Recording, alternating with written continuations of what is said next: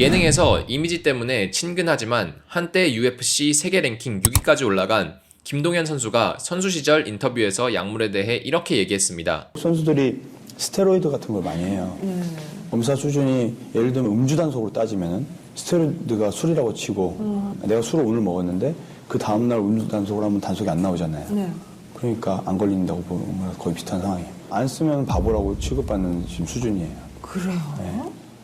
그 약 한 거랑 안 간 거랑 차이는 그 있죠. 사이클 시합을 나가는데 혼자서 오토바이 타고 나가는.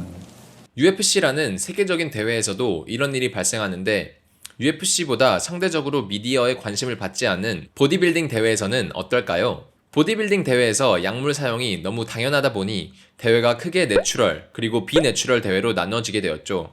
그런데 문제는 내추럴에서도 약물을 사용한 사람들이 나온다는 것입니다. 김동현 선수가 말했던 대로 음주 단속에 비유하면 음주운전은 만취 상태에서만 걸리지 다음날 음주 측정을 해보면 정상 수치로 잡힙니다. 그렇기 때문에 내추럴 대회를 출전하는 몇몇 선수들이 약물을 사용해 몸을 키우고 측정날 약물 수치를 떨어뜨려 약물 검사를 통과한다는 것입니다. 그럼 약물을 사용하면 몸이 얼마나 달라질까요? 근육을 키울 때 사람들이 고려하는 점은 크게 세 가지로 나눌 수 있습니다. 첫 번째로는 근육의 크기, 두 번째로는 근육의 성장 속도, 그리고 마지막으로 힘, 근육의 선명도 등 부가적인 효과가 있습니다.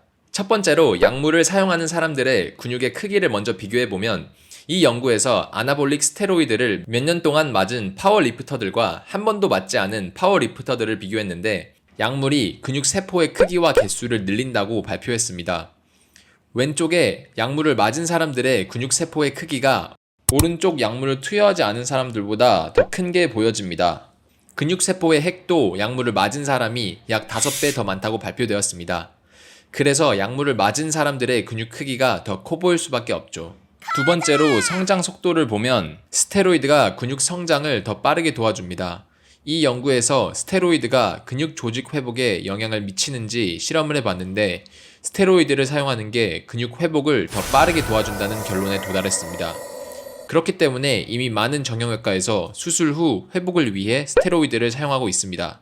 마지막으로 약물 사용으로 인한 근력 증가, 반응 속도 증가 같은 효과는 이미 널리 알려져 있어 모든 스포츠계에서 엄격하게 금지하고 있습니다. 실제 사례를 보면 약물이 얼마나 말도 안 되게 근성장을 도와주는지 알 수 있습니다. 이 19살 남성은 헬스 초보임에도 불구하고 16개월 동안 약물을 투여한 결과 살도 빠짐과 동시에 엄청난 근육 성장을 이뤄냈습니다. 여자 또한 예외가 아닙니다.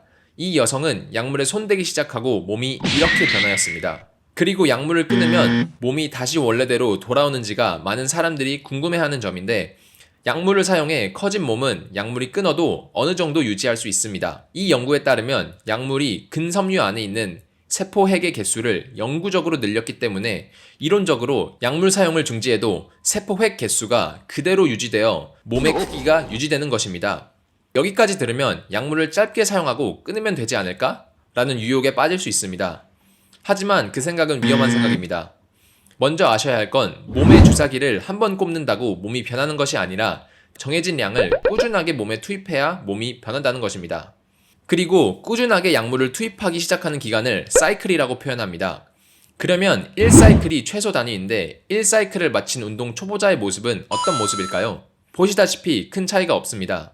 근육을 사용할지 모르면 약물을 투여해도 큰 효과가 없습니다. 이는 당연한 사실입니다. 레이싱에서 똑같은 페라리를 두 사람에게 주어도 한 사람은 차를 몰 줄 모르고 다른 한 사람은 F1 레이서면 당연히 F1 레이서가 레이싱에서 이깁니다. 차를 다룰 줄 모르는 사람은 페라리가 있으나 마나겠죠. 그렇다면 운동을 어느 정도 할 줄 아는 사람의 1사이클은 어떨까요? 보시다시피 변화는 있지만 그렇게 큰 변화는 없습니다. 결국 약물을 통해 큰 효과를 보려면 약물을 꾸준하게 사용하는 방법밖에 없습니다. 하지만 약물을 꾸준하게 사용하다 보면 다 아시다시피 몸이 망가지기 시작합니다.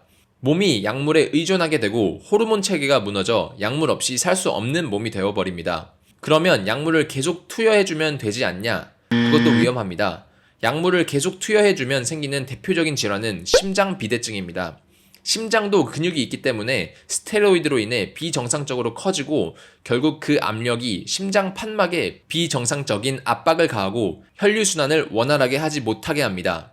이 증상을 겪은 보디빌더는 미스터 올림피아 7회 우승을 한 아놀드입니다. 아놀드도 약물 사용으로 인한 심장 판막에 압력을 받아 심장 수술을 2번이나 했습니다. 그리고 로니 콜먼 같은 세계적인 보디빌더도 스테로이드로 인한 관절 괴사를 겪으며 건강이 급격하게 안 좋아졌습니다. 결국 약물을 투여하기 시작하면 호르몬 체계 붕괴로 약물을 끊기 어려워지고, 그렇다고 약물을 계속 투여하면 건강 악화로 이어지는 악순환이 반복되는 삶을 살게 됩니다.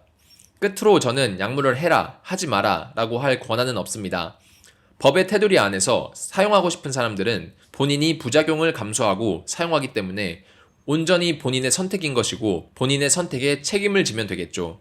다만 내추럴 보디빌딩 대회에서만큼은 대회의 취지와 맞게 내추럴로 열심히 운동한 사람들의 열정과 노력이 무너지지 않게 약물을 사용한 분들이 출전하지 않았으면 하는 바람으로 영상을 만들어 봤습니다.